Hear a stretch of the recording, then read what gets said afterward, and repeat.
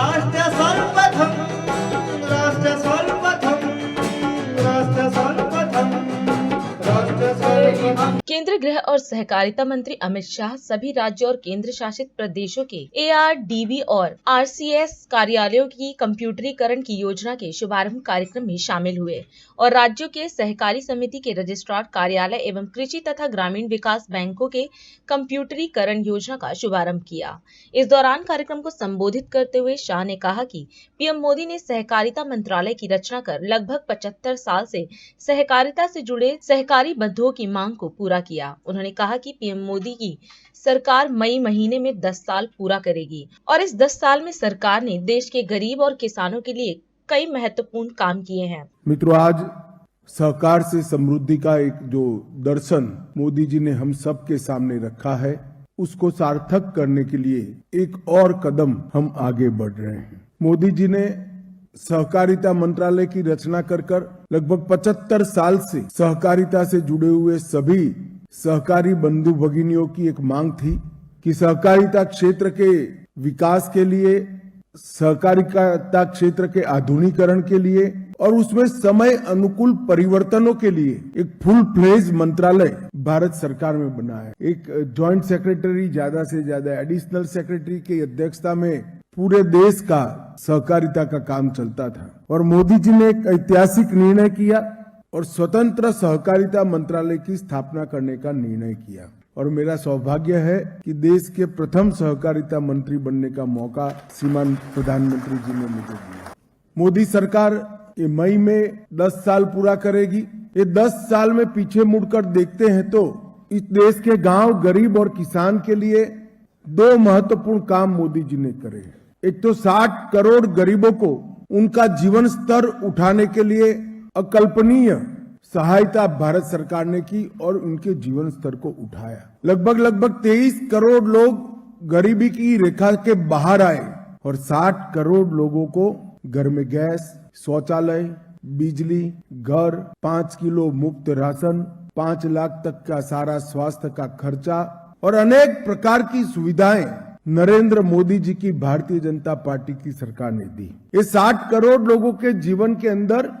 आमूलचूर परिवर्तन लाया और दूसरा काम किया, सहकारिता मंत्रालय की स्थापना कर इस 60 करोड़ लोगों को एक प्रकार से स्वरोजगारी के साथ जोड़ने का एक मजबूत तंत्र खड़ा करने का काम नरेंद्र मोदी जी ने किया। एक और तो ये 60 करोड़ लोगों के जीवन में जीवन स्तर उठाया और अब उनको क्या करना है, क्योंकि सारी बेसिक सुविधाएं तो भारत सरकार ने ही पूरी कर दी। उसको घर नहीं बनाना है, बिजली के लिए दौड़ धूप नहीं करनी है, गैस भी भेज दिया, शौचालय भेज दिया, शुद्ध पीने का पानी, खाने के लिए अनाज, दवाइयों का खर्चा उठा लिया। अब उसके पास जो समय बचा है, जो पूंजी बची है, पूंजी को अपने स्वयं के छोटे से व्यवसाय में लगाकर वो अपने आने वाली पीढ़ी को सुखी बना सके, इसका रास्ता प्रशस्त करने का काम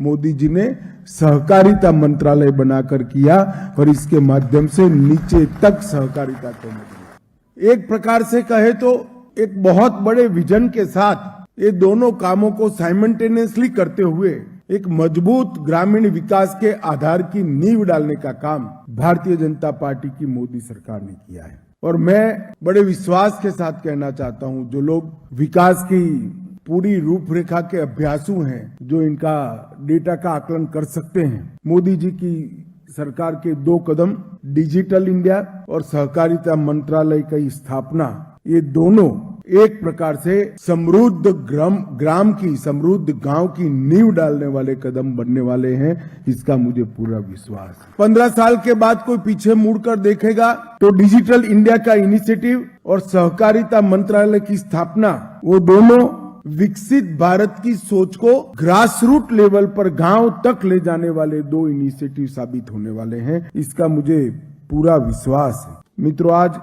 डिजिटल इंडिया के तहत हम देश के कोने कोने तक पहुंच रहे हैं। मिलने वाली सारी सुविधाएं, सारी सरकारी योजनाएं, क्रेडिट, नॉलेज और अब सहकारिता भी डिजिटल माध्यम से गांव तक पहुंचने की शुरुआत हो चुकी है। सारे आरसीएस का और सारी ग्रामीण बैंकों का, खेती बैंकों का कंप्यूटराइजेशन होने से पैक्स से लेकर हर प्रकार की पैक्स, प्राइमरी डेयरी, खेती बैंक और पूरी कोऑपरेटिव व्यवस्था through district cooperative bank to state cooperative bank, NABARD तक आज कंप्यूटराइज होकर पूरे प्रकार से आधुनिक करने का काम नरेंद्र मोदी जी ने किया है। मित्रों, आज यहाँ पर एग्रीकल्चर और रूरल डेवलपमेंट बैंकों को कंप्यूटराइजेशन का प्रोग्राम शुरू किया और registrar of cooperative societies RCS के कार्यालय को भी कंप्यूटराइज किया जा सकता है। ये दोनों कार्यक्रम में लगभग 225 करोड़ रुपए की लागत आएगी, जिसमें ARDB के कंप्यूटराइजेशन के लिए 120 करोड़ और RCS के कंप्यूटराइजेशन के लिए 95 करोड़ की लागत आएगी और उसकी पूरी गाइडलाइंस 16 जनवरी को ही सभी हितधारकों को ऑलरेडी भेज चुके हैं हम और इस पर काम भी चालू हो चुका है। इससे ट्रांसपेरेंसी भी आएगी, अकाउंटेबिलिटी भी बढ़ेगी और मुझे विश्वास है कि जिन किसानों को मीडियम और लॉन्ग टर्म ऋण चाहिए उनके लिए आज से एक सरल प्रकार की सुविधा की शुरुआत निश्चित रूप से होगी। राष्ट्र सर्वप्रथम